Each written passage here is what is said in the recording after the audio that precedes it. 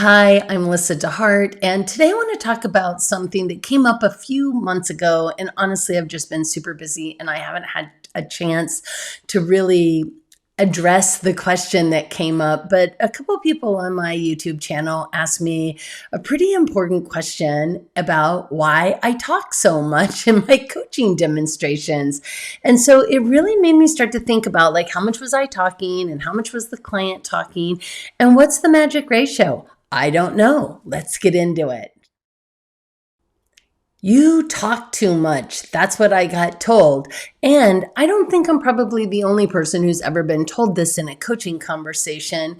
And it really made me start to think about like, what exactly is the magic ratio of coach talking to client talking? And the more I thought about it, the more I started to realize there is far more than that one data point, but it is an interesting data point. And so I really wanted to kind of take a look at what I was noticing, not just in my own work, but in coaching in a more overall way.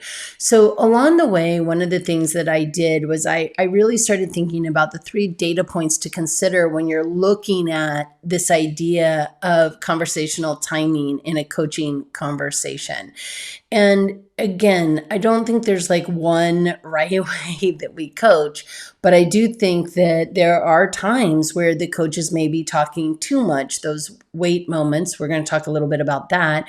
But I also think that if we're looking at it through the context and lens of value of what the coach is offering, there's something to be thinking about there as well. So one of the things that happened was in these 2 different conversations that are on YouTube, they're on YouTube, you can go find them. And if you do go find them, please write your comments here below or there. Either way is fine. But this idea was that I was talking more than the client. So in the first session that came up, I was speaking for 12 minutes and the client spoke for 22 minutes. And I kind of want to just break this down a little bit because it had me going, how much was I talking? Oh my gosh. And in the first session, the coach was speaking 35% of the time and the client was speaking 65% of the time. In the second session mentioned to me, I spoke 10 minutes to the client's 27 minutes. So in session 2, I spoke 27% of the time and the client spoke 73% of the time. And is this considered a good ratio? Well, I think it really depends again, but I had more research to do. So I went to LinkedIn and also to my monthly Q&A where I asked the exact same question of everybody, how much time should a coach talk in a coaching conversation? And what showed up on both LinkedIn and on my monthly Q&A was that 52% of the people on LinkedIn, coaches on LinkedIn, and coaches in my monthly call felt like the coach should speak 5 to 15% of the time. 44% felt somewhere between 15 and 30% of the time was the right amount of time for a coach to be speaking. 30 to 40% of the time, we were down to 2%, and then 40% or more was 1% of the people on my very scientific poll of 126 people that answered this question. And it really got me thinking because, you know, in one of my sessions, I was over that 30%, and in the other one, I was under the 30%. And so I was like, well, like, how do you then quantify time? And I mean, well, time's easy to quantify. It is what it is. But how do you quantify the value of what that time is that's being spoken to in the coaching conversation? And so this really began to kind of bring together what the data points were. So there is the time ratio. And I'm probably, if I were to choose on that poll where I fall, I'm definitely probably in that somewhere between 15 and 30% is probably an ideal amount. I don't know, the Pareto principle of 80-20 might be a really good ratio. I'll be honest with you, I don't probably hit 20% on a consistent enough basis to call that my number. I'm probably consistently somewhere around 25 to 30%. Because I'm an external processor, sort of an external processing coach. And so I probably talk a little bit more than maybe somebody who can talk for 5% of the time. But that's a bit of my style. So, but if I were to pick a time ratio, that's probably the window I'm aiming for. It's probably going to be in the 15 to 30% ratio area. And so when we're really looking at the timing of how much a coach speaks versus how much a client speaks, a couple of the competencies really show up. The first one is coaches allowing for silence, pause, or reflection. So knowing how much time a coach spoke and how much time a client spoke does not tell you whether or not the coach is holding the space for silence, pause, or reflection. That may be happening in a conversation where the coach is speaking 27% of the time. Might even be happening in 35% of the time, if that's the case. We'd have to go back and look, did the coach give space to the client to have these moments where they're introspective and thinking and processing, and the coach allowing that space for that? So that's important right there. And then the other piece, and this is where I think people, I think this is another place where people are looking at this time issue, is on 7.8, coach allows the client to do most of the talking. But technically, just from a, technical perspective, if you talk 51% of the time and I talk 49% of the time, technically I'm allowing you to talk more. That doesn't mean that that's what we should be aiming for in coaching. I want to be clear, yet I think we have to be a little realistic to the fact that every conversation is going to be different. And again, if we're aiming for that 20 to 30% of the time, that's probably going to be important.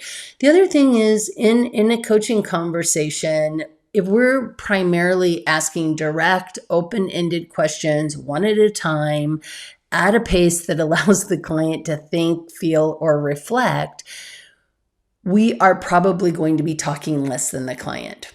And that's just the nature of asking a simple, clean, open-ended question. So as I look at my own coaching, in my own coaching as well, the more I ask these simple, clean, open-ended questions, the less time I'm speaking, and typically the more time the client is speaking. And again, this goes also into this movement from muddled, circuitous, winding, over-explaining sort of language to something that's generally clear and concise. Again, along with the simple, clean, direct questions, you're going to tend to ask a simple, clean, clear and concise question, and the client's going to do more of the talking. And so I think these are things that will help us to maybe speak less. And I think that's probably useful depending on, again, the conversation. Because anytime we make a rule, there's always going to be a caveat to that rule. And the caveat might be that in this particular call or another particular call, the client needs more interaction with the coach. And it just sort of depends. But this really also takes us to the next piece, which I think is really important, which is usefulness.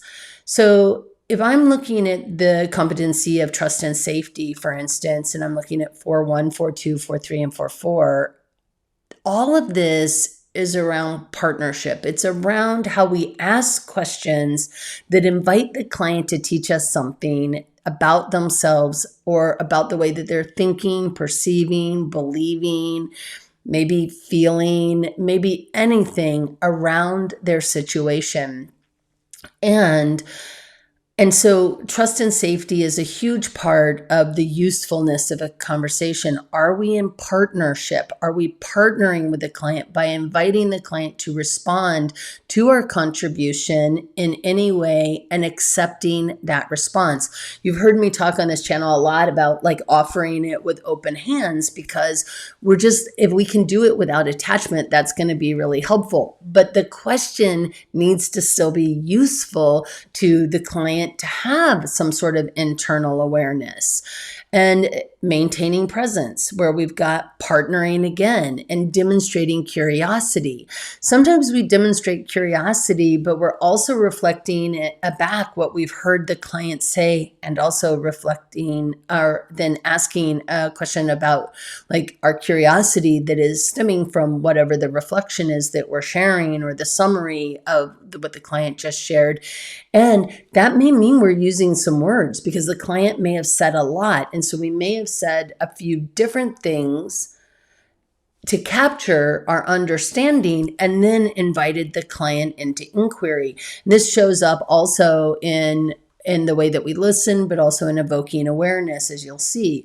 So again, usefulness being that we're inquiring or exploring the words that the client uses, or their emotions, or their energy shifts. So if I were to say something like, I'm noticing as you're talking about this, your energy sort of seems like, and I'm just curious, I could be reading that wrong, but what's showing up for you as you're sharing this story?